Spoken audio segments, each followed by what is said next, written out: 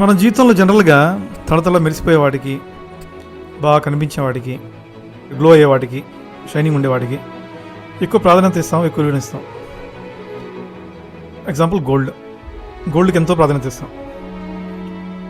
మనం నీళ్ళలో మునిగిపోతున్నప్పుడు మనం కాపాడేది ఒక లాగా, చెక్క ముక్క, గోల్డ్ బార, డిఫరెంట్ చెక్క ముక్కే. సో మనం వాటి చూపులు బట్టి అవి ఎలా ఉన్నాయో అని దాన్ని బట్టి వాటిని డిసైడ్ చేయలేము, వాటికి విలువ ఇవ్వకూడదు. ఎప్పుడు ఏది అవసరం మనకి ఇంపార్టెంట్ లైఫ్లో దానికి ప్రాధాన్యత ఇవ్వాలి, దానికి వాల్యూ ఇవ్వాలి, తెలుసుకోవాలి. మనం మారాలి. అర్థమైంది అనుకుంటా.